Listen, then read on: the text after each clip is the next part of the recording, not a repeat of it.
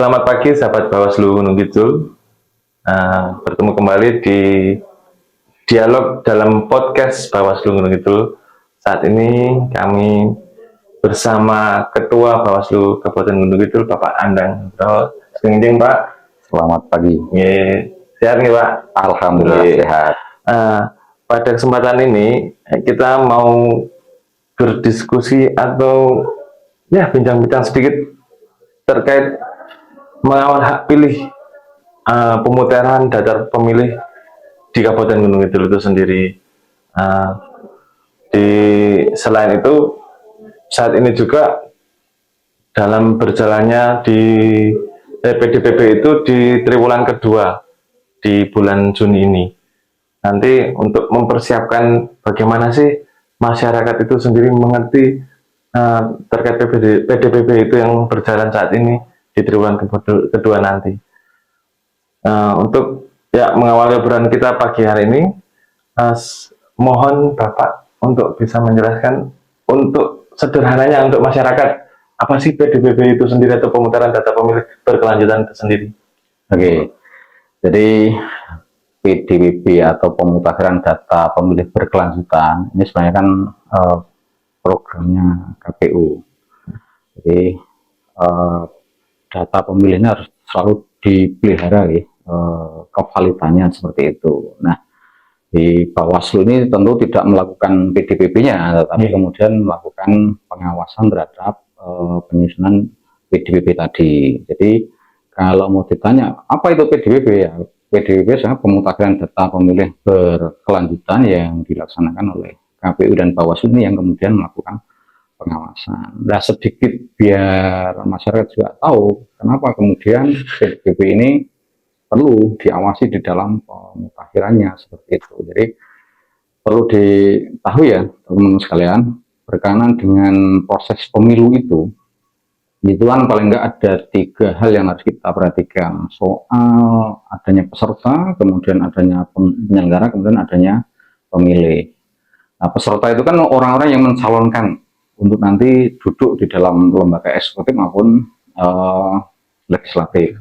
Kemudian penyelenggara pemilu ada KPU, ada Bawaslu. Nah, ini kan kemudian yang menyelenggarakan secara teknis dan juga yang mengawasi. Nah, pemilih ini yang kemudian menentukan siapa yang dari peserta nanti yang akan jadi, yang seperti itu. Yang kemudian dipilih kemudian secara aturan kemudian nanti jadi calon jadi.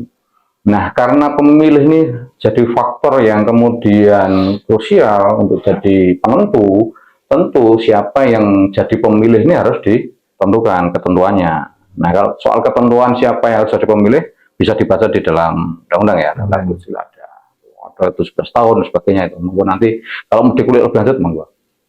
Nah, kemudian di perjalanan waktu tentu yang namanya pemilih ini kan juga berkaitan juga dengan data penduduk sebenarnya kan. Nah, data penduduknya juga dinamis. Gampangnya yang namanya pemilih itu nanti kan ada yang masih memenuhi syarat, ada yang sudah tidak memenuhi syarat. Ya, di dalam penyusunannya siapa yang kemudian masih memenuhi syarat, siapa kemudian yang sudah tidak memenuhi syarat. Nah, ini kan selalu dilakukan pemutakhiran. Biar tidak kemudian data ini ketika mau pemilu kok gubikan terus, nanti lakukanlah pemutakhiran data pemilih berkelanjutan ini seperti itu. Jadi yang data yang sudah meninggal tentu kan sudah TMS ini. Nah, tentu ini harus keluar dari data pemilih. Demikian juga yang kemudian masuk 17 tahun atau kemudian yang sudah menikah belum 17 tahun. Nah, kemudian ini punya hak kan mereka untuk masuk dalam daftar pemilih. Nah, ini kemudian masuk, ini dipelihara seperti itu sehingga nanti ketika sudah waktunya digunakan mau pemilu lah, ini kan data sudah ready dan insya Allah valid kan seperti itu, Mas Tino. Kemudian dari berbagai itu tadi permasalahan data pemilih itu dalam PDPP itu kan mesti ada masalah atau persoalan klasik yang dihadapi ya, baik itu KPU yang menjalankan atau Bawaslu yang mengawasi. Ya, sakit menggambarkan Pak.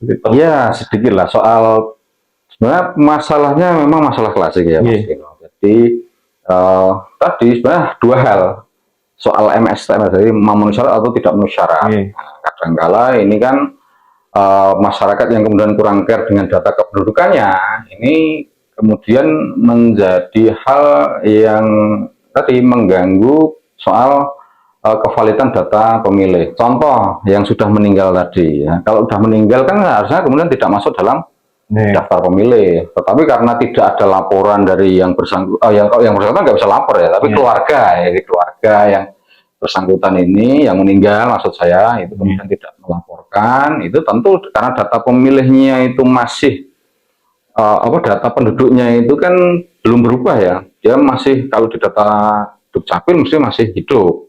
Tentu nanti di data pemilih pun dia masih memenuhi syarat. Iya. Nah, tapi kalau kemudian ini dilakukan verifikasi ke bawah, nah, nanti dia mesti menjadi tidak memenuhi syarat karena sudah meninggal. Nah, kemudian ini kan tadi memelihara data ini kan agar kemudian valid. Yang memang sudah meninggal tentu harusnya kemudian tercatat tidak memenuhi syarat lagi atau nanti sudah tidak masuk di dalam daftar pemilih. Itu yang paling sederhana, yang sering muncul lah seperti itu. Atau yang tadi 17 tahun kemudian baru ini harusnya pemilih baru, tapi kemudian dia diterima jadi anggota TNI atau Polri. Ya, itu kemudian ketika masuk jadi anggota TNI Polri kan mereka juga nggak punya hak pilih. Nah, ini dan tentu ini harus dikeluarkan dari daftar pemilih. Intinya gini ya, perlu diketahui ke depan itu kan data pemilih ini harus valid. Kenapa harus valid tadi? Karena ini menentukan soal tadi pemenang. Jangan sampai kemudian data-data yang tidak valid ini masih masuk di dalam data pemilih. Nah, kita kan kemudian Bawaslu ya tentu kan kita melihat jangan sampai kemudian data yang tidak valid ini malah jadi persoalan baru nanti kan. Ada oknum yang tidak bertanggung jawab kemudian menggunakan data-data yang tidak memenuhi syarat tadi, malah kemudian nanti mengganggu jalannya pemilu ke depan. Tuh. Berarti seluruh elemen masyarakat juga berperan penting ya Pak ya? Penting. Seperti halnya kayak contoh mungkin kemauan untuk aktif mengupdate datanya, kayak contoh ada yang sudah data meninggal, itu mungkin di sekitar lingkungan saya juga ada. Jadi umur 125 sudah meninggal ternyata masih hidup. Itu juga, cuman males, keluarganya banyaknya males kayak gitu. Iya, kadang seperti itu. Jadi malah ada data anomali ya katakanlah itu. Harusnya dia memang masih hidup, tapi ternyata malah didata meninggal. Itu bisa terjadi. Nah, itu memang bagian dari itu. Bawaslu hadir di sana untuk memastikan bahwa data pemilih ini harus valid tadi. Banyak hal yang dilakukan oleh KPU saya kira ya. Jadi kalau bicara soal apa yang dilakukan KPU, dilakukan Bawaslu kok. Yang dilakukan Bawaslu itu, Bawaslu ini kemudian paling enggak kita setiap momen pemutakhiran data, Bawaslu ini kemudian menerbitkan surat imbauan. Paling kan kayak seperti itu. Kemudian ketika proses PDBB ini berlangsung, ini kemudian ada dilakukan cok pas ya kalau ya sama KPU ya, terbatas oleh KPU. Nah, kemudian Bawaslu juga hadir di sana, pengawasan melekat. Nah, ya, itu memastikan kalau ada data katanya 125 sudah meninggal ternyata masih hidup, kita harus cek benar nggak hidup kan gitu. Kita pastikan di situ. Ya kalau masih hidup ya tentu dia harus memenuhi syarat atau masuk di dalam daftar. Kemudian juga Bawaslu ini juga melakukan uji petik. Ya, di luar apa yang dilakukan oleh KPU, Bawaslu itu sendiri juga melakukan kegiatan yang namanya uji petik. Nanti uji petik ini kita laksanakan di beberapa tempat, seperti itu kita lihat adakah data-data yang seharusnya sudah memenuhi syarat tapi belum tercatat barangkali, atau juga data-data yang seharusnya sudah tidak memenuhi syarat tetapi masih memenuhi syarat. Contoh itu yang meninggal tadi. Sehingga dari uji petik tadi juga nanti kita jadikan saran perbaikan untuk KPU. Termasuk di dalamnya himbauan kami terhadap masyarakat. Kalau memang masyarakat itu atau pemilih ini kemudian menemui dirinya atau keluarganya ini ada yang belum tercatat atau yang seharusnya sudah tidak tercatat lagi atau sudah TMS atau masih MS, ya bisa kemudian nanti melakukan laporan ke Bawaslu. Nanti kita bantu untuk nanti kita jadikan saran perbaikan di Bawaslu, kemudian kita sampaikan ke KPU.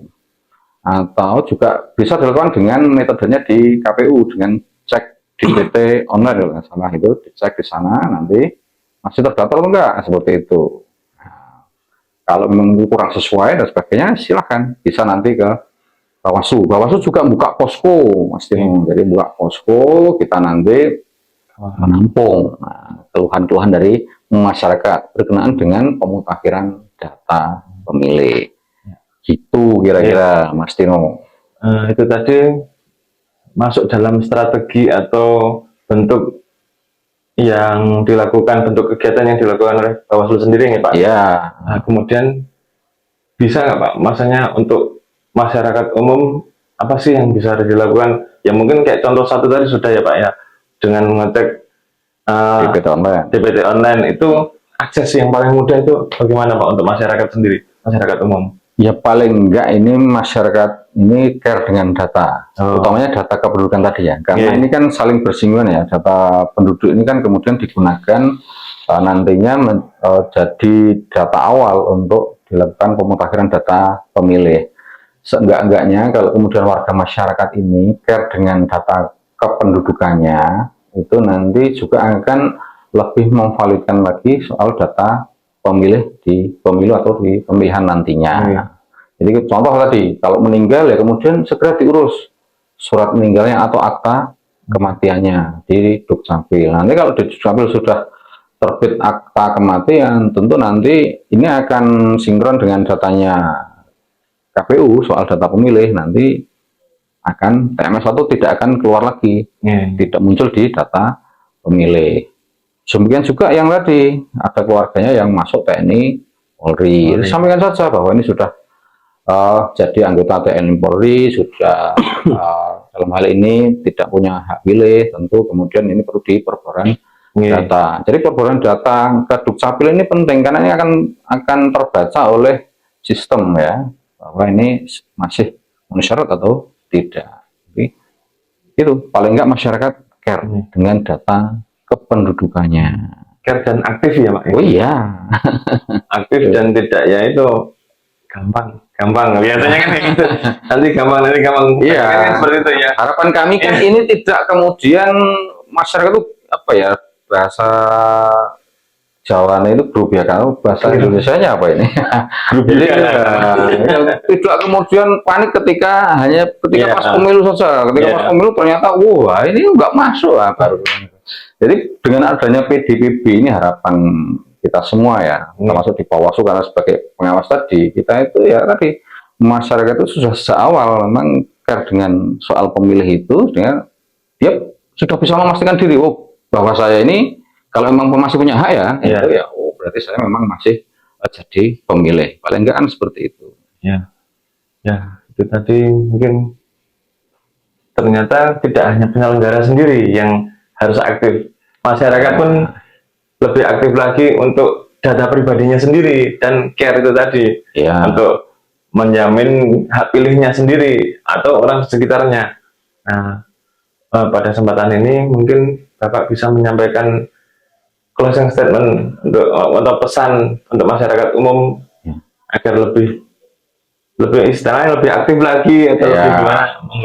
Menggaris bawahi tadi yang disampaikan Mas Dino ya. Jadi ini bukan soal hanya tugas penyelenggara ya. Kalau bicara soal penyelenggara tentu ini kan terbatas ya. Bawaslu sendiri saja melakukan uji petik itu tidak bisa di semua tempat. Ya kan, kita hanya ngambil sampel di beberapa tempat saja. Nah, tentu kalau bicara seperti itu ini kan tidak semua data bisa ditemukan oleh Bawaslu berkaitan dengan tadi yang MS ataupun TMS, utamanya yang TMS ya sekarang itu kan. Itu. Nah, ini memang diperlukan kepedulian masyarakat tadi untuk ya tadi care dan aktif tadi yang disampaikan Mas Tino, bahwa ini masyarakat harus paham itu. Nah, biar tadi tidak kemudian panik ketika mau pemilu atau pilkada gitu, ternyata begitu nggak dapat surat pemberitahuan pemilih, nggak dapat undangan, nggak dapat undangan, gitu kan, panik ya. Ini harapan kami tidak sampai yang seperti itu. Apalagi kita kan juga pencegahan kita, jangan sampai. Ya, Bawaslu kan punya fungsi pencegahan juga ya, jangan sampai dengan data yang kurang valid tadi nanti malah dimanfaatkan oleh oknum-oknum yang tidak bertanggung jawab ketika proses pemilu. Dan data yang valid ini akan berpengaruh banyak hal, Mas Tino. Ini kan, ya tentu masuk ke soal anggaran dan sebagainya, ini akan berpengaruh nantinya ke sana. Prinsipnya itu, mari kemudian kita care, Bawaslu siap mengawal pemutakhiran data pemilih ini, utamanya yang sekarang ini di non tahapan pemutakhiran data pemilih berkelanjutan. Terima kasih Bapak untuk wejangannya yang luar biasa untuk kami, Bawaslu, dan juga untuk masyarakat pada umumnya yang sudah mungkin selama ini apa sih kegiatannya Bawaslu sama KPU kalau nggak pemilu itu? Biasanya banyak tuh, jangan-jangan kayak gini, padahal ya sebenarnya kita data pemilu itu kita terus update. Ya, terus itu update tiap bulan, itu bahkan per triwulan itu ada plenonya untuk pemutaran data pemilu itu sendiri. Matur nuwun Bapak waktunya untuk saat ini. Terima kasih sahabat-sahabat Bawaslu. Tetap terus pantau YouTube kami, podcast kami di Bawaslu Gunung Kidul Mengawasi. Wassalamualaikum warahmatullahi wabarakatuh.